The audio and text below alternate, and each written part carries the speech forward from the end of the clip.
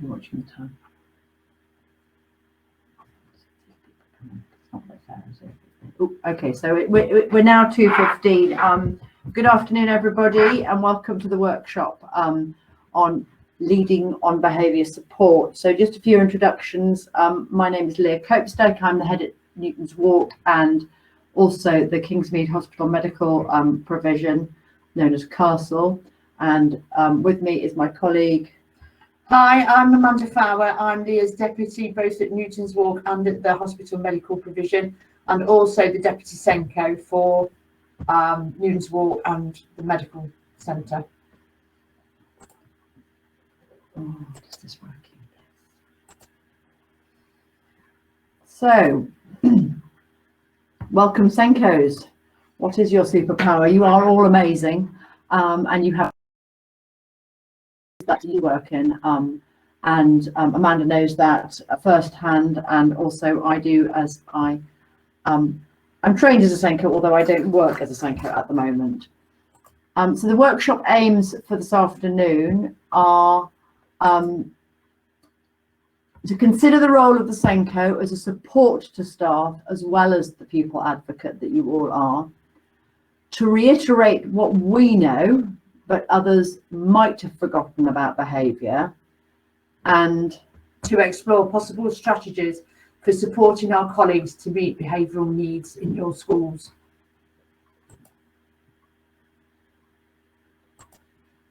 So we thought a good place to start with this as was the teachers' standards, and obviously we're always reminded of them in performance management, but there is a whole section on behaviour, section 7,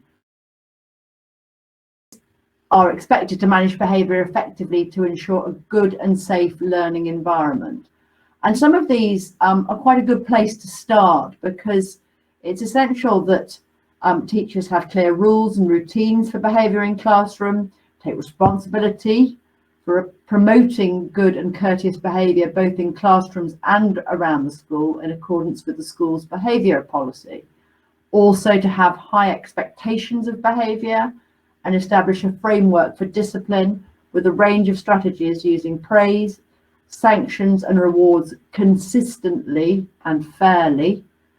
Manage classes effectively using approaches which are appropriate to pupils' needs in order to involve and motivate them, and maintain good relationships with pupils, exercise appropriate authority and act decisively when necessary.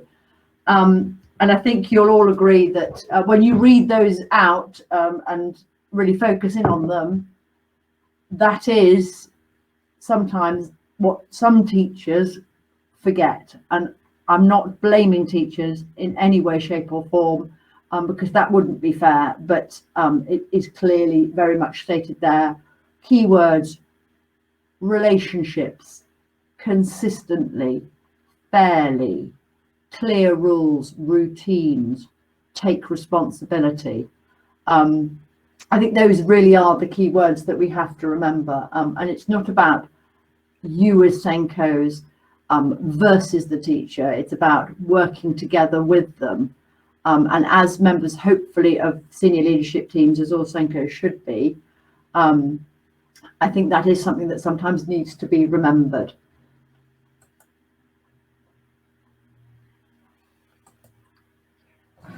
So just a few things what people forget about challenging behaviour. So all behaviours we know, I mean, more or less every conference that we go to, every meeting we go to, we're always being told, aren't we, behaviour is a form of communication. We all know that, but many people forget about it. They also forget about what the functions of behaviour, you know, they see the behaviours, but they don't tend to see the function and just see the behaviours. So, well, what we have to ask ourselves is, what do they need? What do the children need? What are they asking us? And what are they trying to avoid?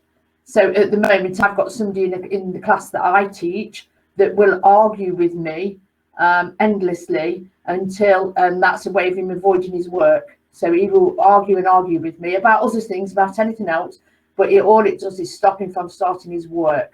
So when you're looking at behaviours, think about what are they trying to avoid.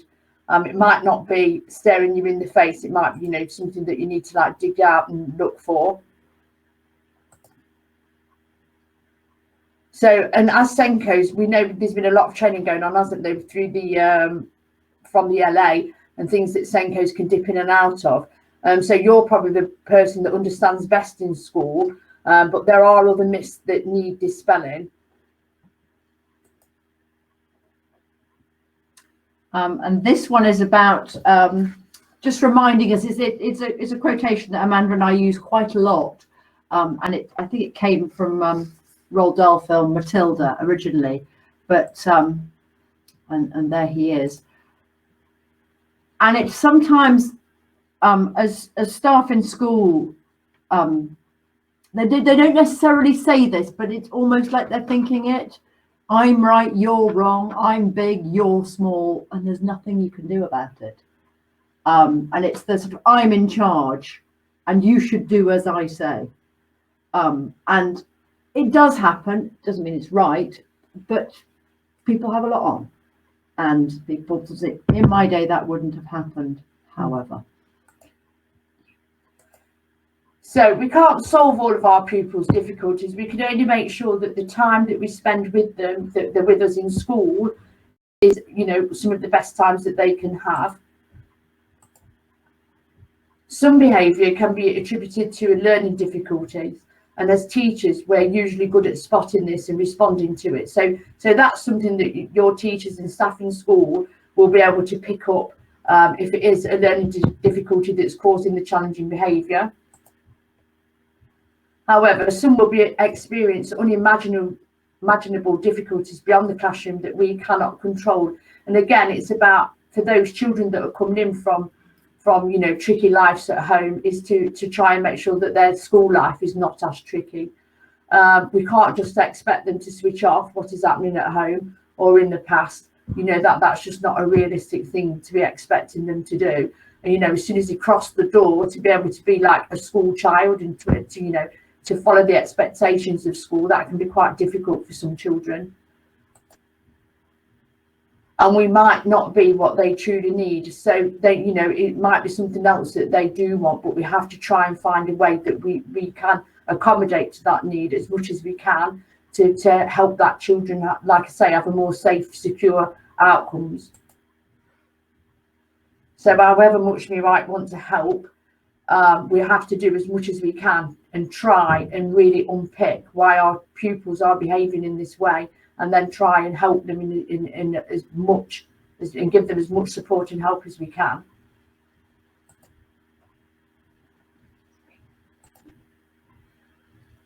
So this is another myth. So tough pupils need tough behaviour management. And I think this is where you will have heard this. We probably have all heard this. And how many times have we heard phrases like, someone needs to lay the law down, or what this child needs is a firm hand. And although sanctions can exist in the learning process, discipline isn't a cut and paste process. So just as pupils who need differentiation in their learning, so too they need differentiation when they're learning how to behave.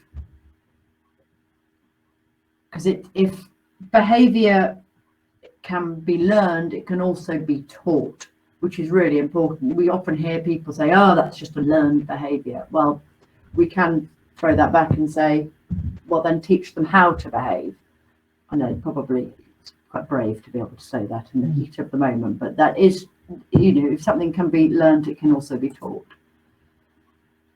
So discipline, so for that people probably think sanctions is just one piece to help solve a much greater problem. And conversations where we actually listen are incredibly powerful, and that doesn't necessarily mean just listening to the children. It's actually listening to our staff who are stressed, have a lot on their plate. It's very important that we listen to staff and give them the time. quite often here at Newton's Walk and at Kingsmead, we'll get telephone calls from senior leaders at other schools who are, they almost don't know what to do to help, and they just want time actually to have a bit of a rant, and they may say at the beginning of the conversation that they're about to exclude a pupil, and usually by the end of the conversation we've talked a few things through. We haven't given away any magic ones because they don't exist, but we have actually listened to them, offered some suggestions, maybe said actually what they're doing is right, and some suggestions of how to possibly help them managing their staff as well as the pupil. And more often than not, that child remains in school and goes on to be positive. They might refer and ask for further help, but actually that initial conversation with staff can be incredibly powerful. And it enables all of us to help understand the function of the behaviour. So that might be the conversation of what is the function, what do they need, what are they avoiding.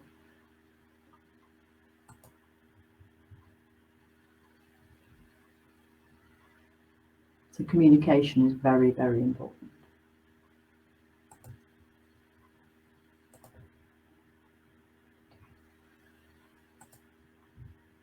Okay, so this is another one. Pupils should trust me, and that's about finding trust over time. They won't just trust people straight away.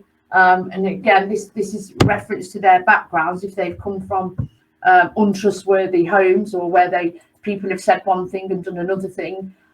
So to build up a trusting relationship with a pupil in school will take some time and not immediately, and they will test it to the limit, as we know.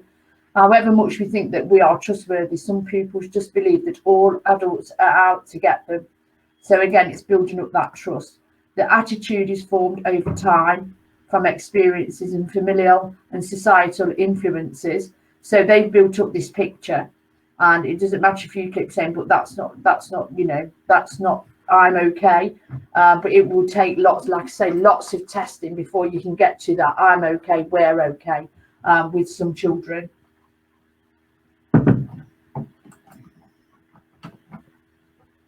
When we're saying a new day or a fresh start, it cannot be said flippantly. So if we are saying a new day, it needs to be a new day. If it is a fresh start, it needs to be a fresh start.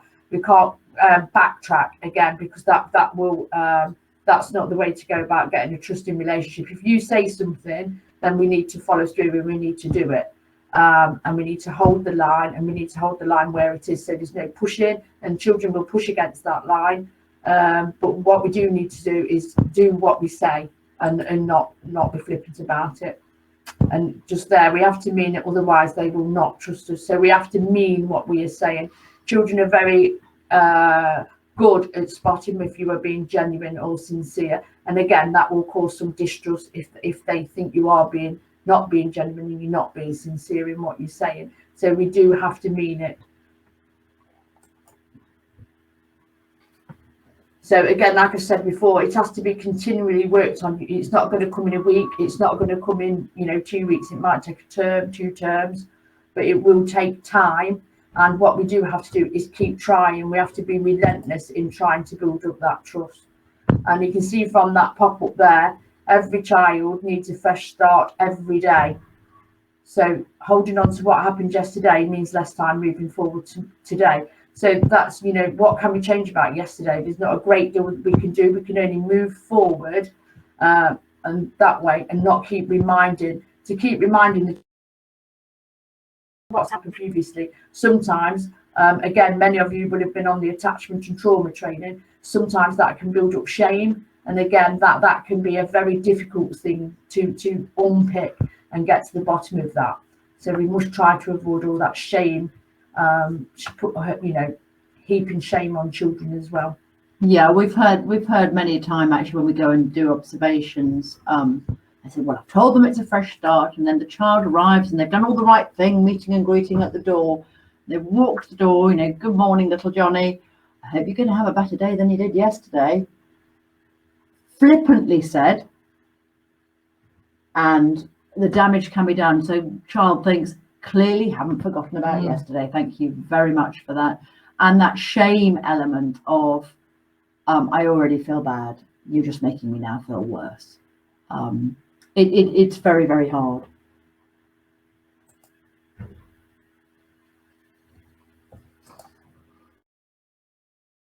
So how do we help the staff in school to understand that it's actually challenging behaviour and not really challenging children or pupils? So it's the behaviour that is challenging. It's the behaviour that we don't like. It's not actually the children that we don't like. I know there are some children who some people are less easy to like, because they're not the ones who do all their homework, put their hands up, say yes sir, no sir, 3 bags full foot. They're the ones who do challenge us. But as SENCOs, we're the advocates for those pupils, for all pupils, not the ones necessarily who are struggling just with their learning. They're struggling with school.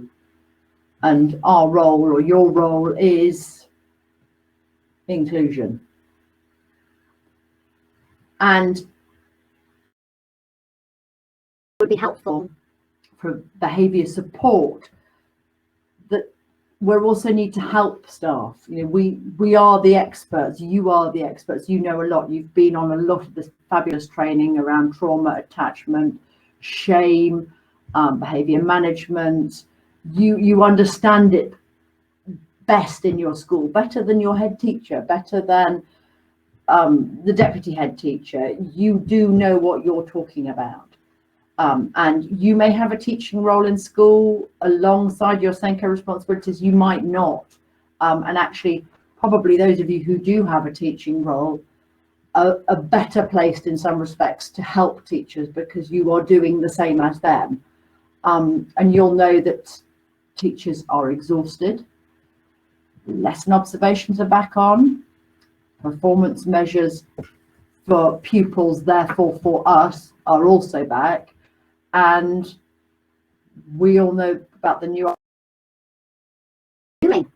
and because everyone's been in lockdown for 18 months or in and out of lockdown doesn't actually mean that I think pretty much nearly every school has got somebody possibly knocking on their door because we've missed deadlines and everything's going to happen. And people are stressed.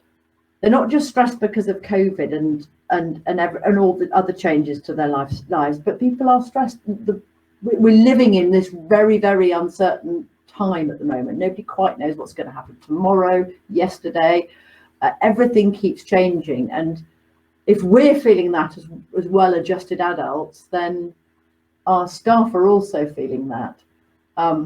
So what Amanda and I were going to lead into now is to try and help you, or give you maybe some tools to help your staff unpick a few things. So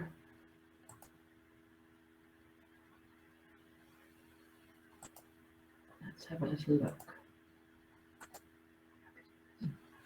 So our job then to support our staff, to support the pupils that they've got in school. So rather than being reactive, we need to be proactive in helping them to support the children in school. And in our case, to keep them in school, really. We don't want Newton's Walk to be full of excluded children. So yeah, so in a help to include them into school life. So to be proactive. So again, supporting staff, and we know from here, supporting staff with behaviour issues it can be very emotive for them, because you can have things, you know, that are said, aren't they? Well, that class was okay for me last year, or it's okay, I can manage him, or they never do anything wrong for me. You know, you have all those sorts of conversations around, don't we, going so, and then, you know, that person can think, well, why can't I manage them? Why can't I manage that class? Why are they like this for me? So there's all those sorts of things going on as well. And so it's about creating that climate where it's okay to ask for help. You know, it's not seen as a bad thing to do, or, you know, you know, just because you're not managing them in the same way, children change as they grow up and do different things. So just some things. I'm an adult, they're a child, surely they should respect me. So that's incorrect. Respect is earned. Just because we're in the role of teachers and we are in there, going back to Lia's earlier slide, you know, I'm the big person, you're the little person, that does not bring about respect. It needs to be earned. I'm a senior member of staff. I've never had any difficulty before. You might think some of this, these are actually things that Lia and I have actually heard or have been said to us before. I've never had any difficulty before. That's a common thing when we're going around schools. No two pupils are the same. I'm just having a bad day. It'll be better tomorrow. So it's all okay for you to have a bad day as a well-adjusted adult. So again, this is something else that we use a lot here at Newton's Walk. So I might have a bad day driving in, you know, and that might jangle me for the morning. So some of our children have had, you know, a bad evening or have been jangled in the morning. So it's okay to have a bad day. It's how we manage it and how we help manage that child through it. This is a big one for me about attention seeking. Try and flip this to attention needing. They're just going about getting the attention in the wrong way. And we all know that, don't we? So again, it's reminding staff to think of the function of the behaviour and maybe changing the language around behaviour support when we're going about it and thinking about, you know, how we could reframe certain things so it's not putting shame or feelings, emotion feelings on staff. If they weren't in my class, everything would be fine. This is something that we hear quite a lot of. Everything would be okay. But as you will know, would it? You know, generally speaking, someone else will step up into the limelight. And this is another thing that we all hear, or it might be year groups as well. You know, there was a thing going around the local authority that this year's year fives, when they were year three, they were always it was always being said that they would be a nightmare when they got to be in year five. So that's a thing that's said a lot. So if you know, and this is something we're big at here, if you are saying, you know, this is going to happen, and then if you can have a plan for it and change what you're going to do if everything's not been working. And it's that same, I can't remember the exact quote, if you keep doing the same thing, you'll keep getting the same thing back. And in a situation, in a teacher class situation, it's the teacher that and the staff that are going to change and to bring about change about what they're doing, to bring about changing the children. So you're a brave SENCO if you're voicing this. We've got to think about what can we do. And I know from being a SENCO in school, not just from here, being a SENCO can be very, very lonely because you're the person that's advocating for the child to all sorts of people, other agencies, members of staff, even to the dinner ladies, or, you know, different people around about, you know, trying to put forward and getting adults around school to understand the children and probably respond to their behaviours in a different way. So yeah, and then like Lia said before, on top of that, you've got your teaching to do and all the paperwork that comes with being a SENCO and all the meetings. So yeah, sometimes it can be a lonely place, but I know there's a lot of things going on now with the SENCO networks. So yeah, so incredibly tough jobs, and then supporting staff to support pupils on top of that is another big ask.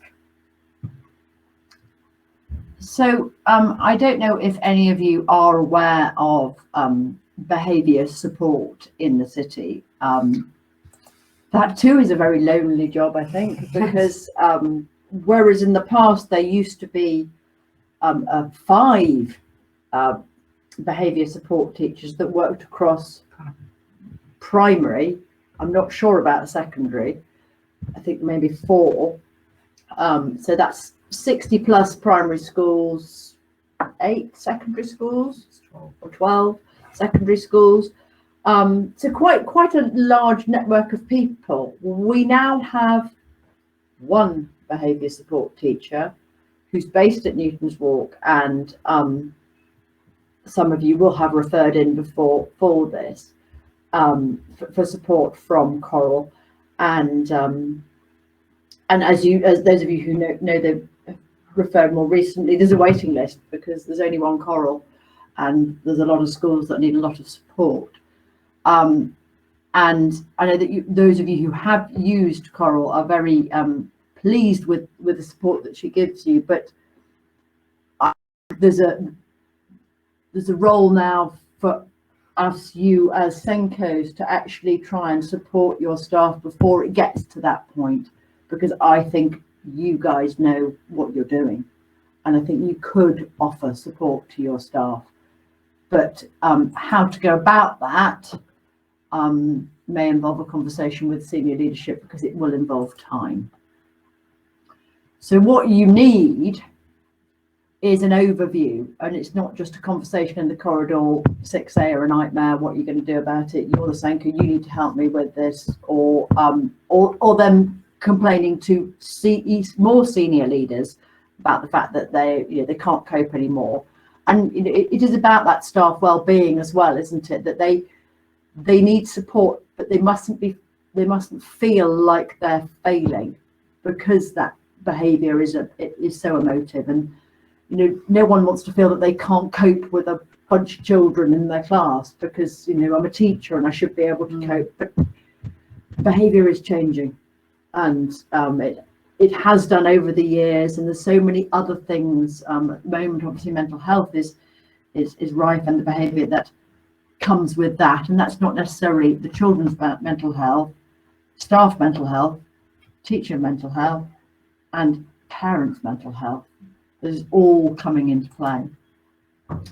So what can we get as staff? Well, we can get the data from your school system, whatever that may be, as long as people fill it all in properly. That some people use CPOMs for behaviour, some people use all paper still, which is absolutely fine. But have we got the data?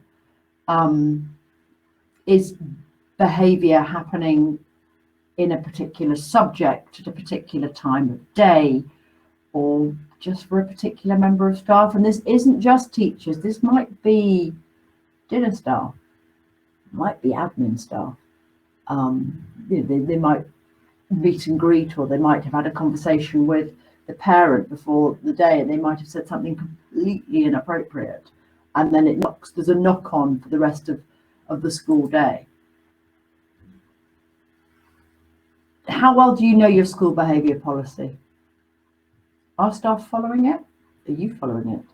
Is it fit for purpose? Because a lot of schools, it's important that they update it. If you walked around the school, would you see the school behaviour policy being followed? And that's quite an important, an interesting thing to actually, an exercise to do, and it doesn't take very long. And it's usually very good in September and not so good in October. It's been reviewed, and we've come back with new vigour. And then it all begins to slip unless.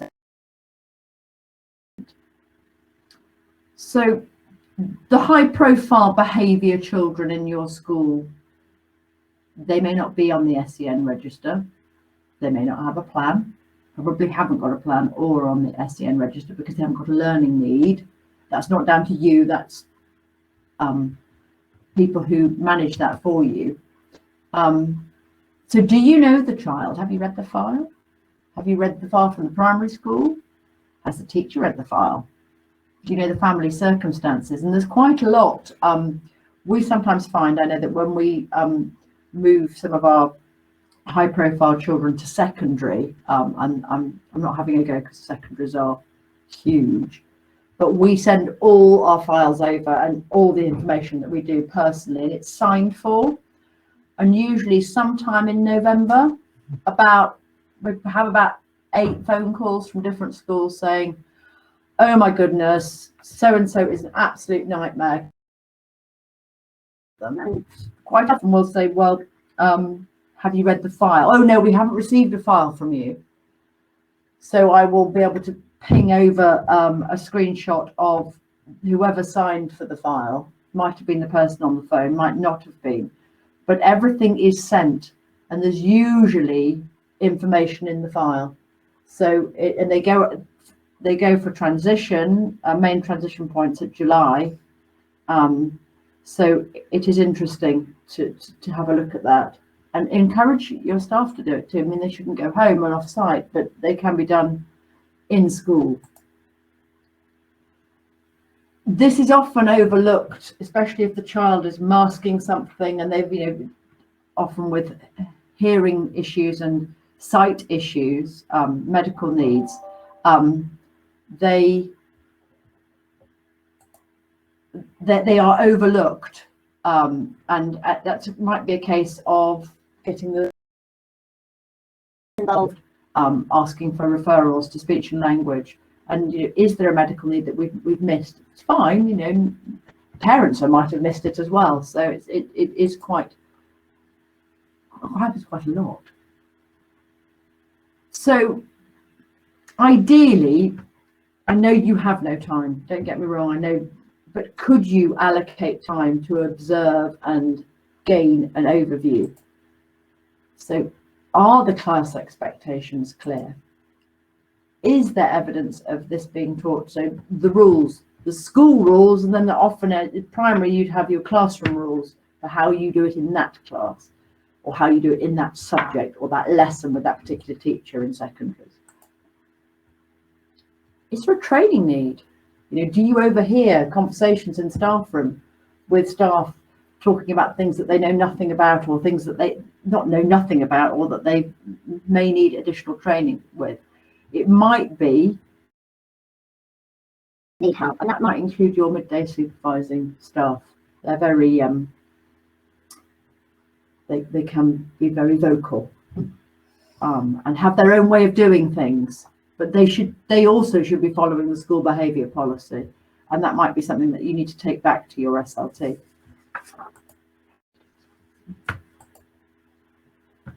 Okay, so referring for support, but when we mean this, we mean like referring for support within your own school. So just a few ideas. Some of you may already be doing these sorts of things in school, some of you may not. So it might be just a bit of a memory.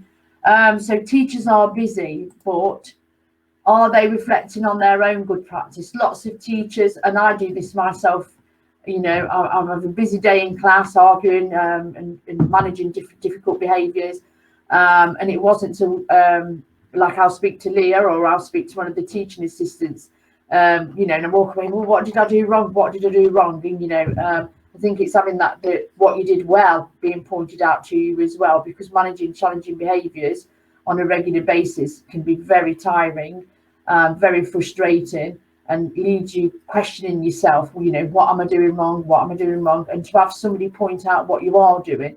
So when we say, if you can, go and have a quick 10 minutes or a bit of an observation, focusing on the child that's got those difficulties, but also at the end of it pointing out to the teacher or the staff running the class, what they are actually doing really well, and building on that practice really. So as we all know, quality first teaching involves making reasonable adjustments.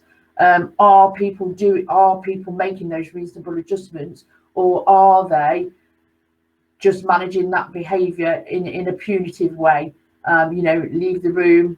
The other day I was speaking to somebody, and one of their consequences was to turn around and face the wall, try and get his nose on it, and then he couldn't move until like the teacher told him to. So I would argue that's not making reasonable adjustments. That's just a punitive thing that's happening, and it's really not serving the child any it's not doing anything for him, and it's it's not doing anything for the teacher either. So we're thinking like maybe have a formal referral process, so it's not just, so it might make your time management easier than having like informal conversations at the end of the day or at lunchtime or somewhere when you've got more pressing things to do.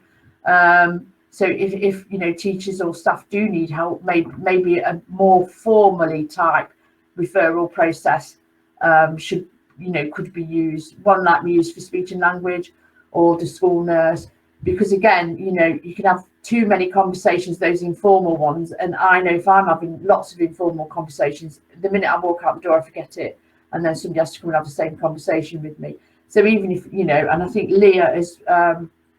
She's done a bit of a pro forma. So your information needed, possibly, it depends on your context. So are they pupil premium? Is the social care? Again, if this is appropriate to share, what's their attendance like? What are they on the code of practice? And do the teachers know? And again, I know sometimes different schools share different things. So it's if it's appropriate in your setting for the teachers to know that. What are the issues? Are they learning related?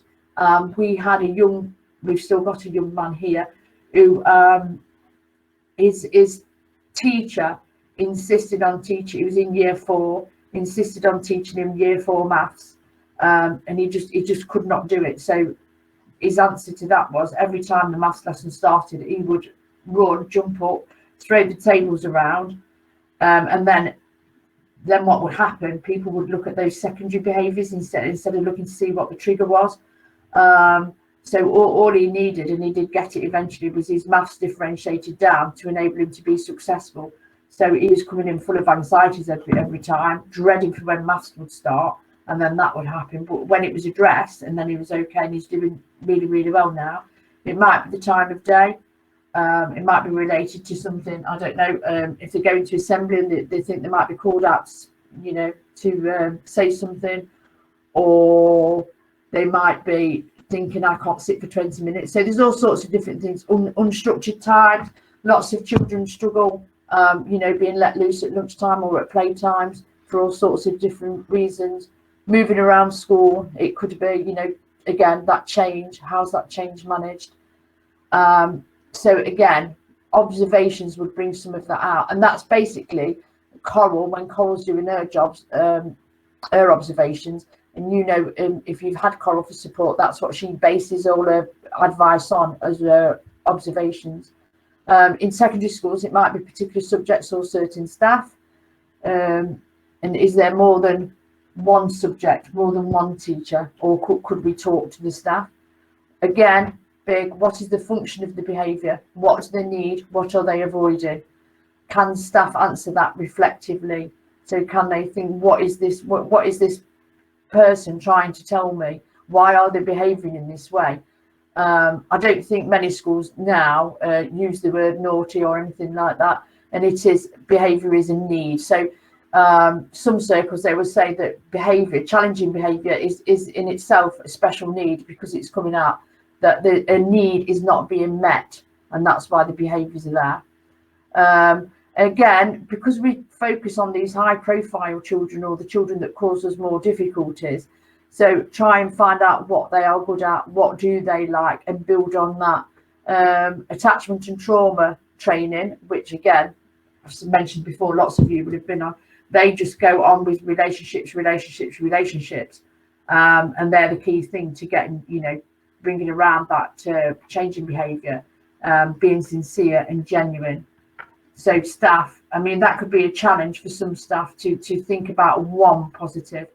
It might be worth a bit of a 10 minutes in staff meeting just to do that, to see if staff can say one positive thing.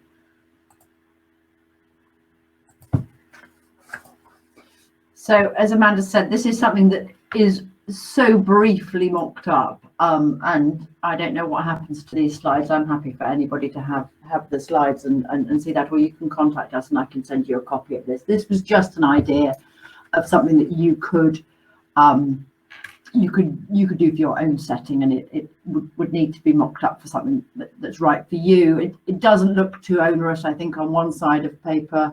You know, name, year group, class at the moment, pupil premium, yes or no. You could get them to just highlight boxes. Do they know if there's a diagnosis? What's the pupil good at? So that's making them think about, actually they're really good at PE or drawing or colouring in. Concerns with the behaviour. So what are they concerned at? Is it in class? Is it moving around school? Unstructured times, arriving at school, assembly time, or specific lessons? And so the details of what they've actually witnessed. So that'll be it's very telling when it's actually put down on paper, or in a form. It can be quite cathartic for the member of staff, but it also makes them really think about what it is that they are seeing. Are there any triggers? So reading aloud can be a massive one for some of our children. Answering questions, so putting up their hand or getting involved. So changes of teachers or activity, so change as a thing, So changes to routine. Is it always during the PPA time? Is it because actually they were expecting to do PE on the Tuesday afternoon and now they can't do PE for whatever reason? Do they sit near the door? Is it really, really noisy in the corridor? Are their peers getting at them? Are they always the victim, or are they always doing something to their peers to annoy them or to get a reaction? Is it learning related? Is it all lessons? And then asking staff to add detail. And then the next bit was about the reasonable adjustments. So that's that quality first teaching, and actually what have they done? It's not, well, I've done nothing, I've changed nothing, they just should know how to behave in my class. Well, equity versus equality, you know, you've got to make adjustments, and they should be able to list what they've done and the impact thereof. When that remains blank, it can be very telling, but that doesn't mean that they don't need support. They probably need more support, actually. And how long have the behaviour difficulties been an issue? A data referral on that member of staff, more than welcome to have that if it's of any use to you. So just a few things about observing. Again, many of you will probably be carrying out observations for different reasons in class, but ask teachers to prepare all pupils for your visit. There's no need for them to know why you come in, and you know, just that you will be in class. If in class during an unstructured time, this might need different prep. Like for example, if you're going to go and observe at lunchtime, and it might be just a case of you just like looking like you're popping in, just, you know, seeing what's happening, what's going on. Be on time, sit at the back, watch and take notes. Something that I've done when I've been observing is sat in a child's chair. So try and make sure either there's a chair placed out for you or you're not sitting on somebody's chair. Pay particular attention to how the pupil. What I would do as well is keep an eye on the time. Excuse me, I'm just going to have to cough. So keep an eye on the time so you can keep frequency of what's happening. Are they being noticed being good or with their hand up? Excuse me.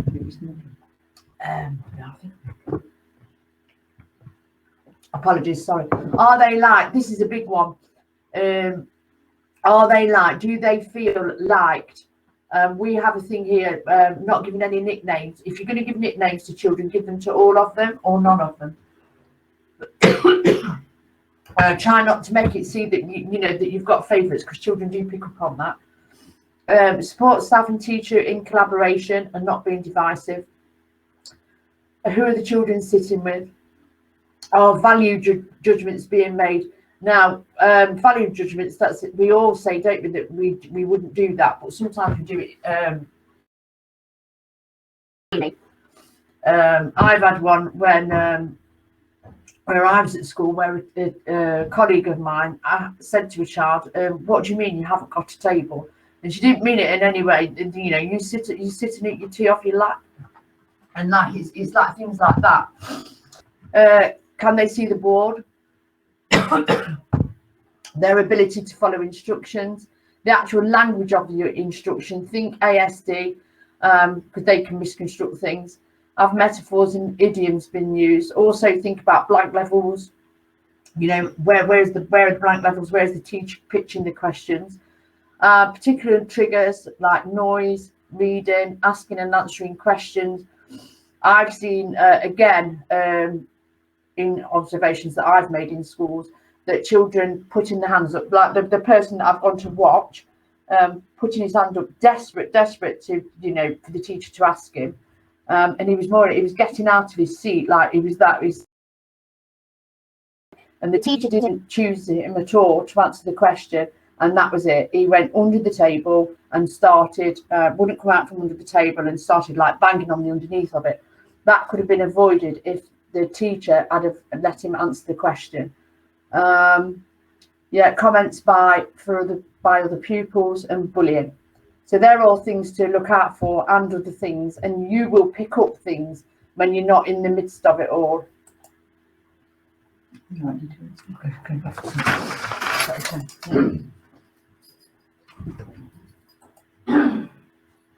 So pupil voice, incredibly powerful actually, and something that's, if only we had more time, we should do more of, really. I always think children are quite amazed, especially when they come here after school, what you're asking from my point of view. You're asking what I'd like, and or how can help me. They're always very almost grateful, which is not right in some respects.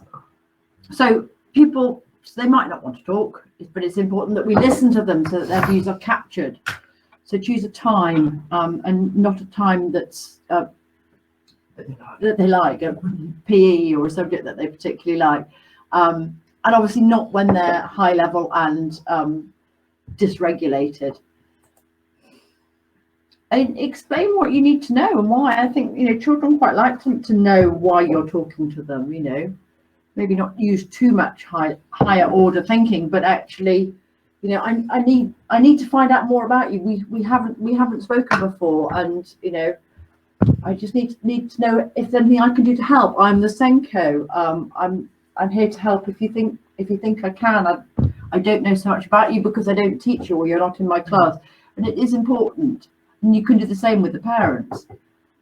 Ask them what they think they're good at.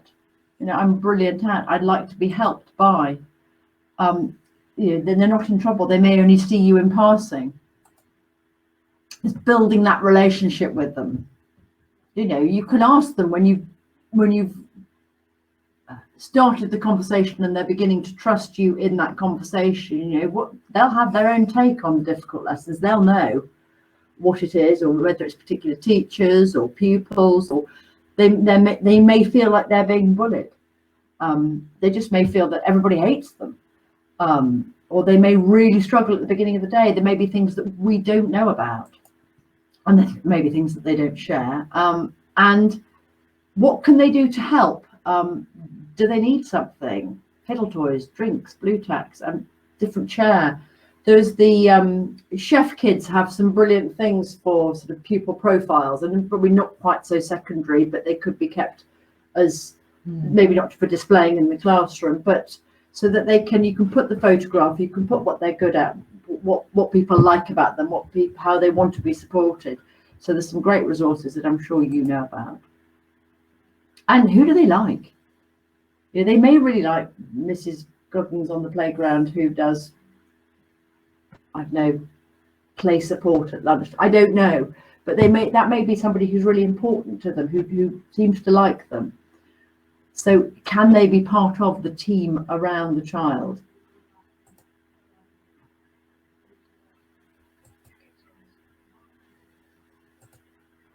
Okay, so feeding back to staff after you've done your observations, if you're doing them or if you're having meetings. So again, be clear about what you've seen and heard, including the pupil voice. And like I said earlier, acknowledge the good. It's not them that you've been observing, but the pupil. I think that's important to let staff know. There's no judgments being made on the teaching and delivery. You are there just to observe the child and what they are doing, and what we can put in place. So it's not going to become like a performance management issue or anything like that. I think staff need to be reassured about that. Decide with the staff on reasonable adjustments that can be made to meet need.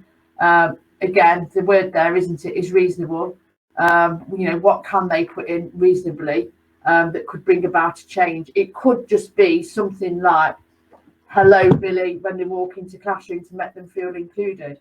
That they could put into their practice, fairly easily. Equally, it could be something that might take a bit more time and thought. So again, like Lia mentioned earlier, you're in probably the best place, to give advice to your staff and pointers, signposting to additional training. I know there's lots now, isn't there? There's lots online now that you can find. There's lots of people offering support online. training online, plus there's all the SENCO network things, isn't there? There's lots of training being put on by the local authority online. And remember, some of your knowledge can be invaluable to other staff. And some of the things that we know and do every day in our daily practice, and we just do it automatically, you know, sometimes that could be shared with other staff and different things. I think sometimes it's difficult to put names to things when we're doing it every day and we're doing it automatically.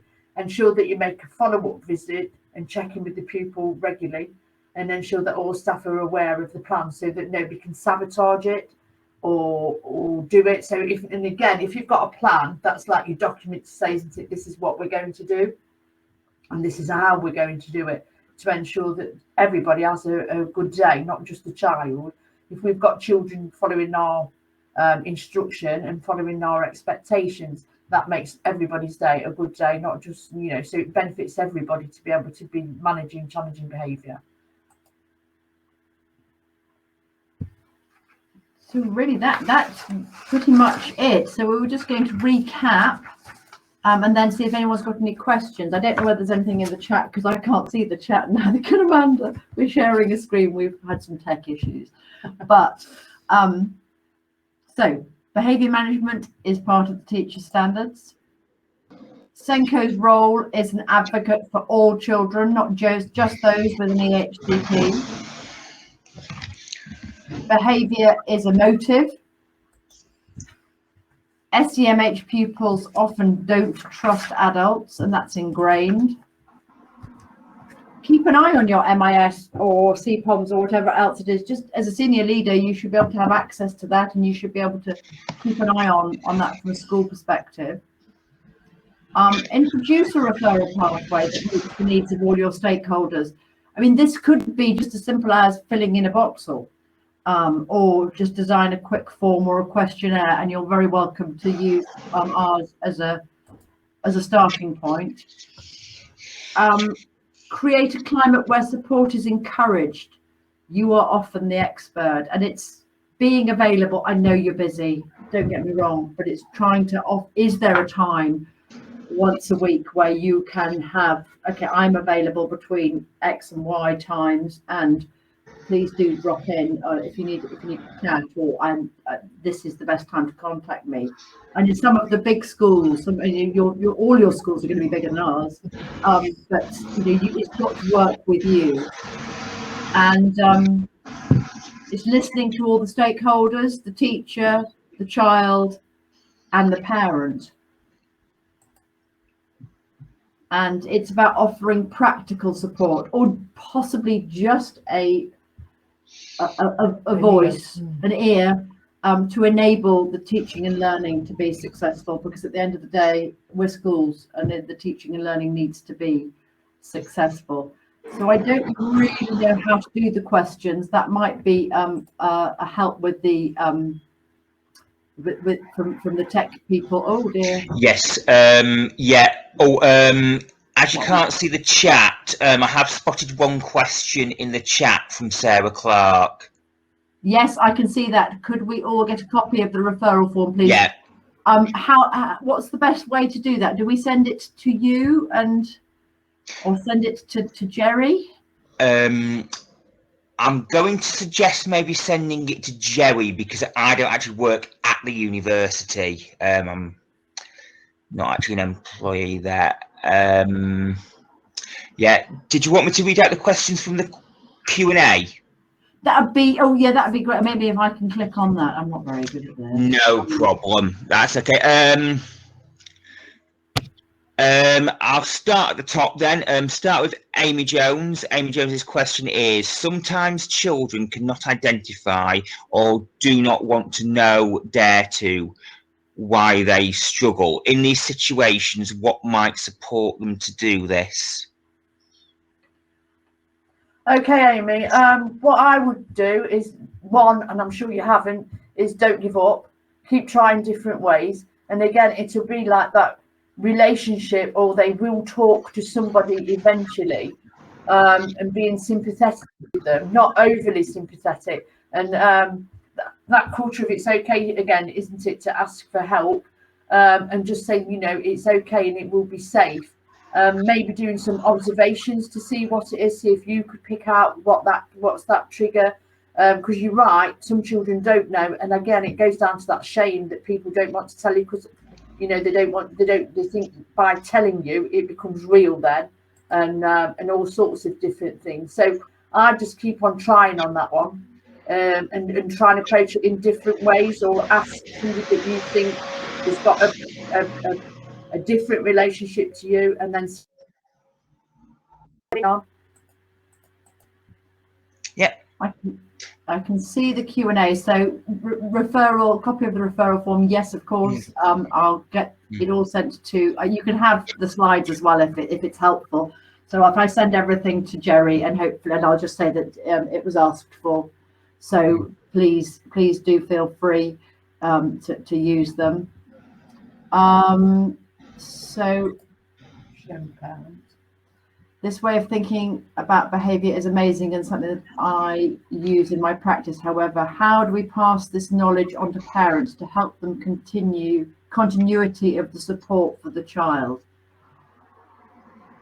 That's very interesting. I think it's building that positive relationship with the parents, and letting them know that you are there to support them, but also to encourage them about the fact that they are the adult. And it's not the case of they're big and their children are small. It's more about the case of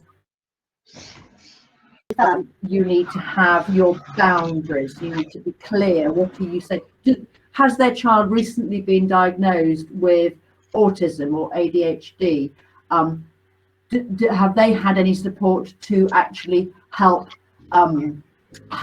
their child to understand that, help themselves and their partner to understand it? That consistency of parenting is very important. And I'd also go on to say, maybe have a stand on parents' evening, or have a poster about how behaviour is managed in school, or something like that, and you know, where you have a stand at parents' evening maybe, and you talk about how behaviour is managed in school, or you know, or a tip of the week on a newsletter or something like that for parents, you know, try this week or something like that. Social stories, yeah, helping them, preparing them for change, because it's often change at home that's happened, you know, suddenly Auntie Susie's come along and we're going on holiday and it's just going to happen. That what's the problem with that? We didn't want them to kick off before, but actually you're better off trying to encourage parents to prepare children for change if they can. Obviously changes sometimes happen that are not planned for, but that's quite important. Next one, how best to navigate behavioural challenges generated by the curriculum requirements. Well, that's a learning need, but also that might be down to the individual teachers of that particular curriculum area. I don't know whether that's secondary or primary. Engagement, maybe doing different things, doing things in a different way. The children here, it's very hard to get them to think outside of the box, so we try and go around and you know, how can we get that out of them? For instance, like we have to see the children here, their experiences are very limited, so we try to give them more experiences so they become more positive and more engaged. And so it might be worth just having a look at engagement and things like that, and learning styles, and you know, that learning to be a learner and all that sort of thing might come into play there. And then we've got here, how can schools maintain routines when there is a constant change of TA staff? I mean, this past few years, the 18 months, the changes have been extraordinary. And I think, you know, if we've got a constant change of TA staff, it's about them coming in and us being very clear of this is how we do it here, and making sure that our policies and procedures and our timetables and how we do it are very, very clear and ingrained in the school way, so that they actually can come back and they should be able to come in and fit in and say, you know, this is how we do it here. We're not the same as another school round the corner. We do it differently here. think that's the end of the questions that I've come to on my little tab. Is that right, John? Yes. Yes, it is. Yes, yes, yes. Yeah, I can't see any more. Oh, I've just a double check just in case. Oh, yeah. Yeah. Someone's just put at the end, thank you very much for your valuable answers. Oh, very kind. Thank you. Thank you very much. Yeah, and obviously, you know, for those of you who want to get in touch with us, we are only ever at the end of the phone. And if we can't, if one of us isn't here, the other one will be here, and we can swap over. So please do remember that we are only at the end of the phone if it's of any help to any of you. Yes.